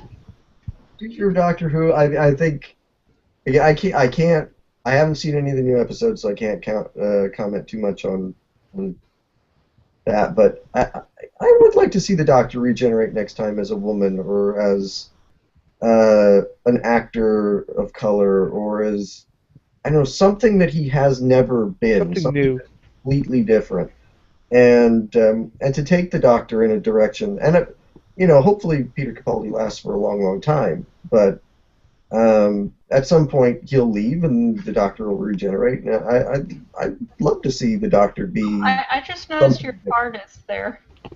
You said what? Your TARDIS underneath your TV. I'm sorry, just noticed it. I noticed it long ago. I was admiring it for a long time. I should planning to steal it, so you should probably hide that. It's gonna come down from the roof and like a what? Down. I'm sorry. Okay, James, continue. Sorry, I saw the TARDIS and pretty. Yeah, that'd be what I would want to see. I would want to see the Doctor stay true to what the Doctor is, but let the Doctor become something completely and utterly different from what he's ever been before, and to take him in that direction. Because Doctor Who is a very unique character in that it's not often that you'll get a character who, when an actor changes, they bring in another actor, it's part of the story. It's not like James Bond, where James Bond, it's supposed to be the same James Bond every time, and you're not supposed to question it. It's like, no, this is a whole this is part of the story, but the new Whoever, actor coming in. whoever came up with the concept of regeneration was a bleeding genius. Mhm. No, they just See, needed to. that guaranteed Yeah. the length Sid- of Doctor Who. It changed everything for that. Sidney Newman, you can thank him for that. Thank for you, him. Sidney Newman, if you're still alive. He I don't isn't. think it is. Oh, sorry. No, sadly, Sidney Newman and neither Sidney Newman or Verity Lambert are still alive. The only big figure still alive from the show's inception is Waris Hussein. The cameraman guy, yeah? Was Cameron? No, Director of cinematography or something? yeah, director of cinema. I think he was the director of cinematography. He was Yeah, the director of the Yeah, he was first the season. yeah he was the director, and So, he had a lot to deal with in that time because he faced prejudice not just for being of Indian origin, but he was gay and he had to hide that because that was at a time when the UK was still criminalized homosexuality. Oh, bastard! Oh, God, it's. Could you imagine facing racism and gay hate? Damn! Yeah. It's just like you can be, you can help win a war, you can, create all these good shows, but if you're gay, you're a horrible person. Yeah. Why don't you try stop being gay? Yeah. So how tough did that have to be to keep that secret? Oh, bugger. Yeah. Feel bad for him now. I bet he's like married to like a 21-year-old now. He's probably rich as all hell and all. Yeah. I would say something, but it'd be considered sort of cruel in this context. What were you gonna say? It's going to be something about anal, and I won't. Okay, now see, the viewers need to know.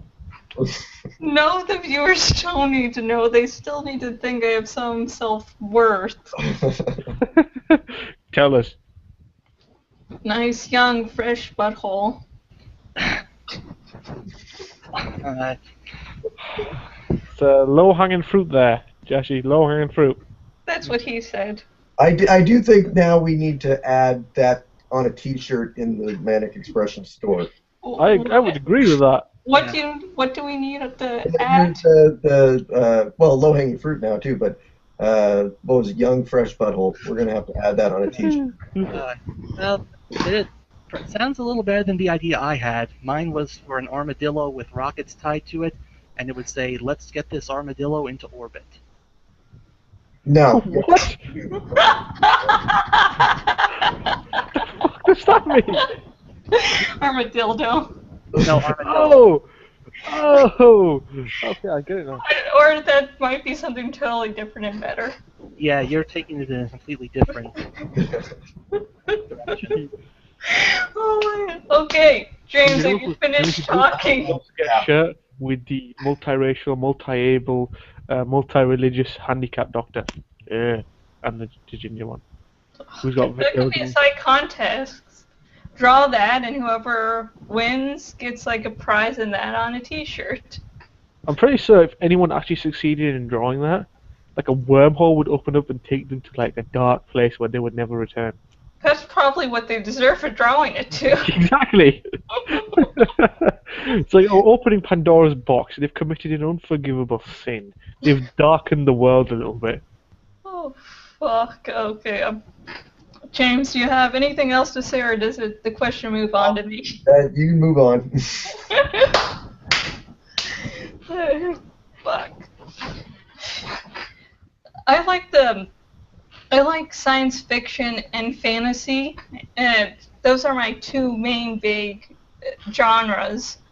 And Doctor Who's able to combine both of them, because he can travel to all these different planets, he can all these different times, and so sometimes you get a more fantasy-based episode, sometimes you'll get a more science fiction-based episode. The last week's episode was Robin Hood, and it involved robots. Damn good episode. No, it's okay. It was a lighter Don't episode. spoil it down, but it was a There damn was good a stone episode. and sword fight. Yeah, that was. Venusian Aikido made it back, and I am happy about that.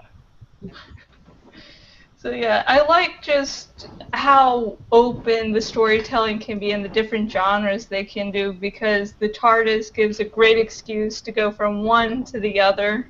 Oh yeah, I forgot about that. They do pretty much every genre. The '70s had so much. You could go from you went from the mainly spy thrillers and political espionage stories in the Pertwee era, and the early parts of Tom Baker were highly inspired by gothic horror, and then it got into some lighter comedy. Hey, just a quick thing. I was watching some older episodes of Doctor Who, and I realised, I'm not sure if I'm the only one here, but are some of them quite scary? Hmm. Oh yeah. Like genuinely a bit unnerving. I'm not sure. I'm not sure if it was like that when it came out, but nowadays some of these episodes can be quite terrifying and also really dark. I'm not sure what the episode was called, but it's been a while since I watched it now. But there was this episode where there appeared to be some people just running down a dark street in somewhere in London, quite a depressing, dangling place, and then some guy just pops up and shoots them, just outright kills them. And it was quite dark, and they were being hunted, and they were scared, and I thought, damn, that's fucking scary. Actually, that's pretty much that would be up there in the scary parts of newer Who episodes. Yeah. You want to see creepy? There's this really freaky one called Image of the Fen Doll, which basically deals with these weird slug-like parasites that paralyze you and basically take over your body and transform you into them. Oh god. And if enough of them gain tangible form, then the Fen Doll is strong enough to drain the life from everything on the planet. That's happy. Yeah, I mean, the doctor even points out how dangerous a threat it is. He says there are 4 billion people on this planet. If the Fen Doll regains its form within a year, there'll only be one. Okay, finally I watched that episode. That was wow. Wow, fuck. Don't fuck with slugs apparently. Let's see. And what I would like to see on Doctor Who, well, of course, the female doctor being well written, giving a good reason why she's there. I would like more creepy episodes, because at least I've only really seen the new Who, and the only episode that actually terrifies me again and again and again, and I keep on watching, and I don't know why, is Midnight. I mean, the Weeping Angels are creepy. The Daleks are creepy. I'll just, yeah. I wasn't a Whovian before. I was like, oh, look at these cute things with plungers, and now they terrify me. And yet everyone is fine with R2D2. What? No, I just keep every time I used to keep thinking, right? No one's okay with the whole Dalek or on wheels shit, but everyone is absolutely fine with R2D2, who is like two. Because R2D2 is like a little special needs kid. I would say the special needs one was C-3PO. He's so afraid of everything, and he's a fucking robot. And there's R2D2 that's like, come on, you whiny bitch, we're going. No, I'm not going. Damn it, I'll follow you. Fine. He's the robot equivalent of Monk. That's true. I never thought of that. Oh, then who would R2D2 be? Tattoo from Fantasy Island? I don't know. I don't know either. I'm stretching. Yeah. Probably a dog.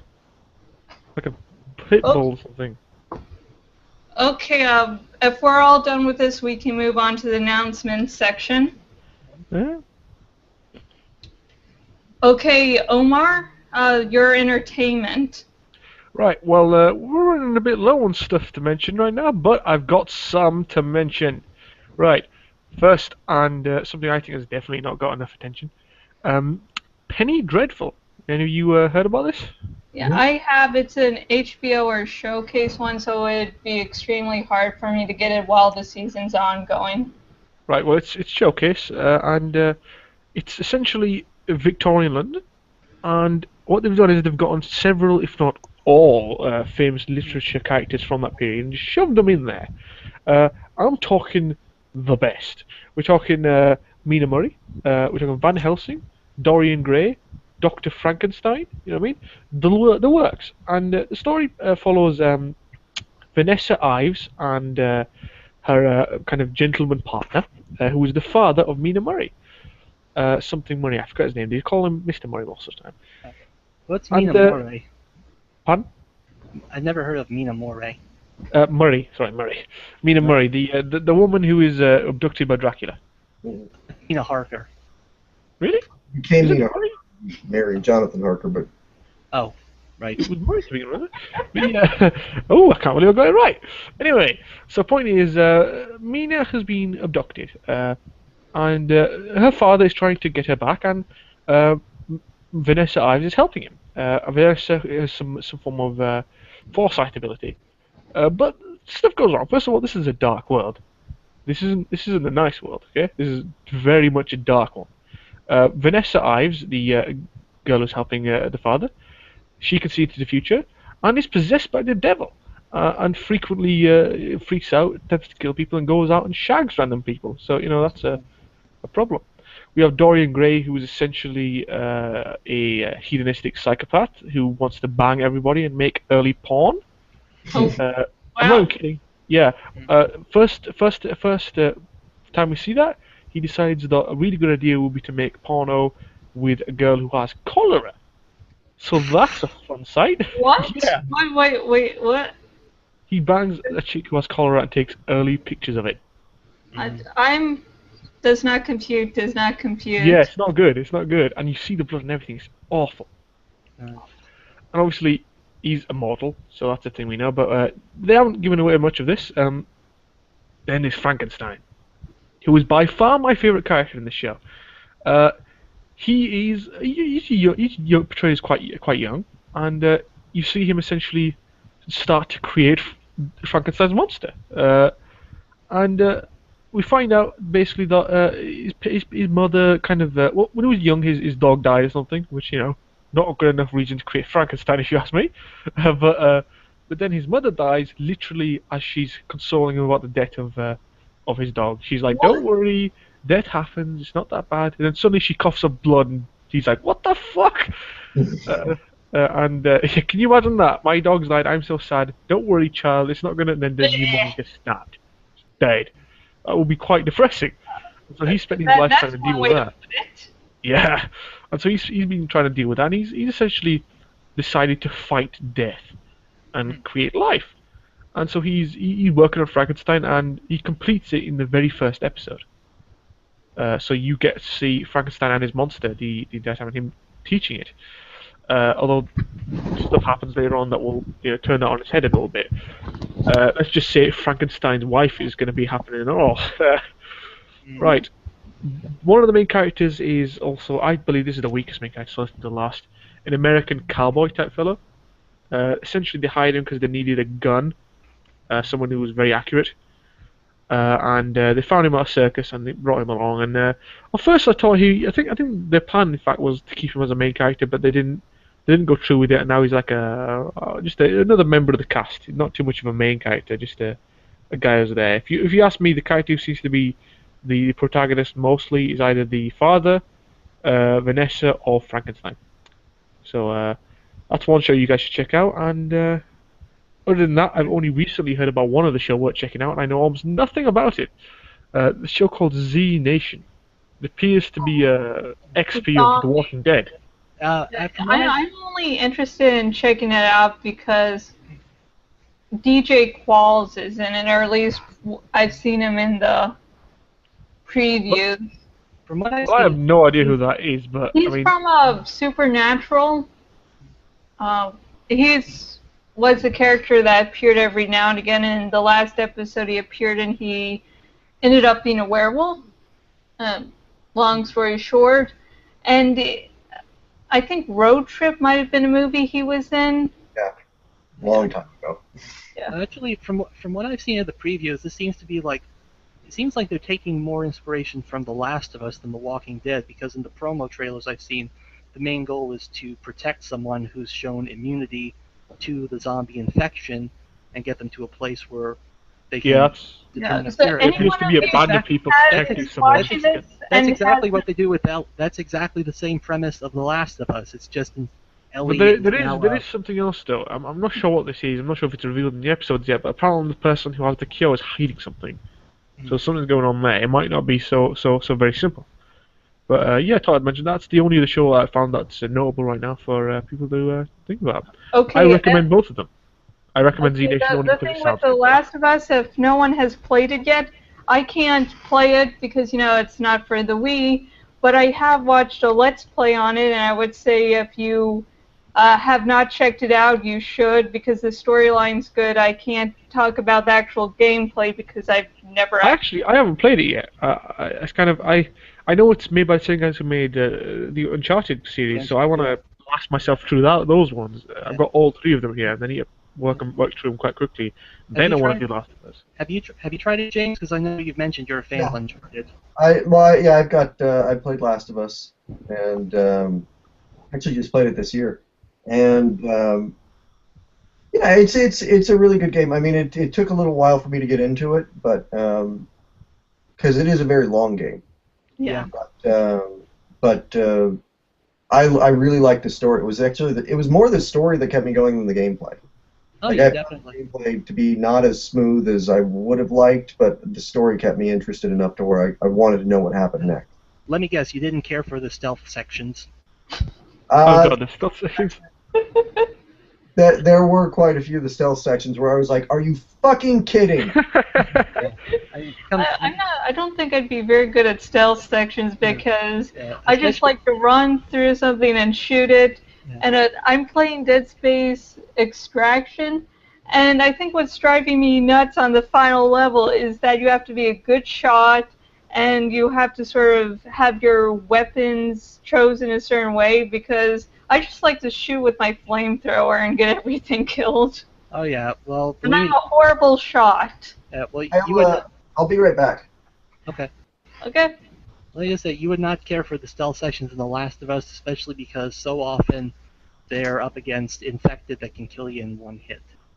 I've seen a Let's Play of it, so yeah, I know the stealth sections would just be like, "Hey, Rebs, how about you play this part?" Like this shit. In general, I have found that I dislike stealth sections. I mean, there are games that make stealth good, like Metal Gear Solid and shit, but in general, stealth is bad. Stealth is done poorly. Even Assassin's Creed does not do it well. There are very few that can actually do it because there needs to be a good correlation. There needs to be a good representation of how well hidden you are. You know, like in Thief or Dishonored or Mark of the Ninja. The only time stealth sections have worked for me in the past when they've essentially said, go to hell with realism, and they've just kind of put in some form of binary way of knowing whether you're being stealthy. Like, you're in the shadows, you are completely black, no one can see you now. Well, then you can kind of work with it. It's like, I know I'm dark, I know I'm hidden, I can work with this. Pardon? Metal Gear Solid box. I love the way Metal Gear Solid did it, because less about the box than the fact that I felt like it was at least realistic in the fact that I was hidden from these guys. Like, they can't see me because I'm hidden in an air vent above them. Good, you know what I mean? Whereas if I was just kind of crawling on the ground next to them, they're going to see me, even if I'm hiding in a bit where there's a little bit of shadow. Yeah. I mean, unless I have a box. So.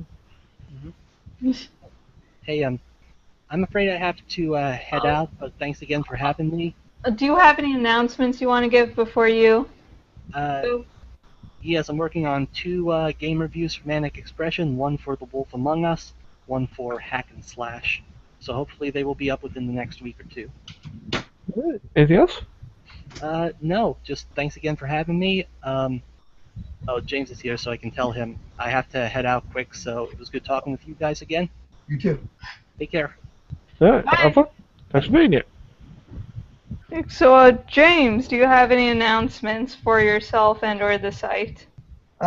Yeah, one announcement that I actually just found out about today is everybody's been excited about, since I said that we were going to be able to start making it so that the ads paid out to the people who, when it was on your content page.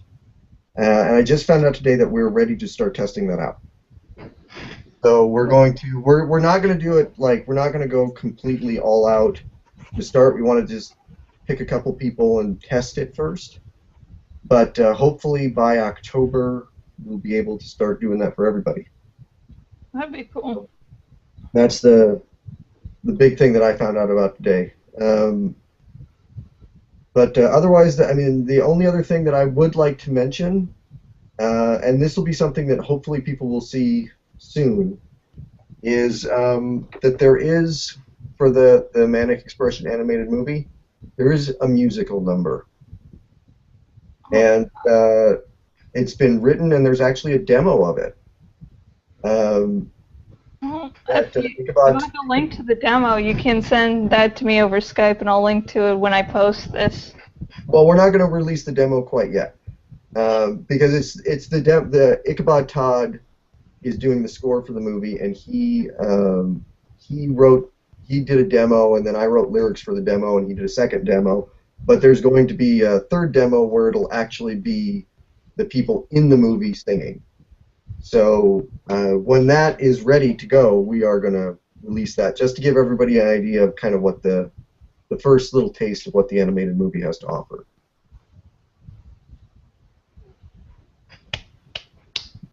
Don't just clap.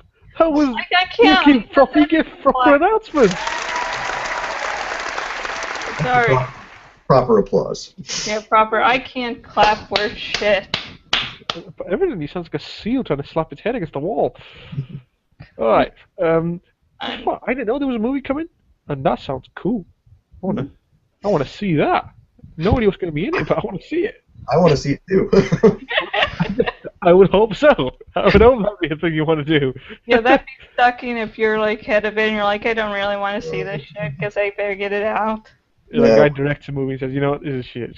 It's just the newest way for me to exploit you people. Really, is all it is. Knew it. Well, you know what? As long as you fought right with it, we don't mind. So let us know you take advantage of us, and we'll be okay with it. Okay, my whole list of announcements. Yes. The Dawning Chapter 5 is out. The Dawning Chapter 6 probably won't be out until after I get back from California. I'm like slowly getting to work on the next chapter of SNN, and that series seems it's starting to be one of those I'm just struggling to just getting, to write the first word of a chapter. It's like I'll find any excuse to write something else. And another one-shot is coming out for those interested, this time between Axe and Tobias, and yes, Animorphs. Oh, I am shocked. You came up with the title, Accidental Loving, I think it was called. Yeah. I gotta love my title making. I deserve a bloody medal for that. I don't even know why I have that ability. It's just... That's his, talent. It's coming up with smut titles. I don't even know why. I think, look, it's the puns, okay? I like puns. Because they're punny! Oh my god, I am so funny. If ever my smuts have a good title, it's because of Omar. Yeah. I'm coming out with a new blog series. I'm trying to again start some blog series about writing, giving writing tips, and the first one of that should be out either later today or tomorrow. All I have to do is editing it now, and it took 2 days for me to get through. For those of you on the site Subeda, I'm going to try to start with reviewing events, and the 10th year anniversary for that's going on, so sometime after that ends, I'm going to hopefully have that out on my blog. And of course, it'll probably appear around 2 years later on Manic Expression, just like everything else I do. Such dedication. What? Such dedication. Well, it's just I have a bunch of shit planned up on a Quee, and then I don't always get them out every day. And I could seriously do just release one thing a day from the Quee, and have enough things to cover for a year, and not have to do any new content. That's how much is built up. And finally, my Animorphs Reread podcast, the premiere episode is finally going to get underway. Zone 91 should be appearing on this channel tomorrow, hopefully, if nothing goes wrong, because the date had to be pushed back 2 or 3 times previously. And we're going to, of course, start out with Animorphs #1, The Invasion. So hopefully that goes well. I'm really excited to finally get that started.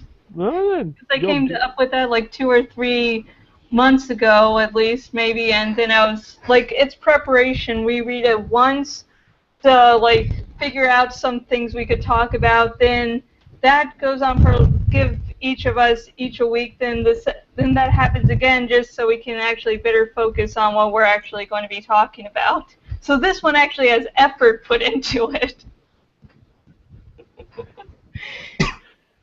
Okay, that's it. So, James, do you have any final words? Long live the Doctor. And, if you want to have anyone watching this wants to give any questions about my current or upcoming projects for next episode, leave it in the comments section. And until next video, goodbye. And Omar, say something offensive so we can end on that. Vagina butt.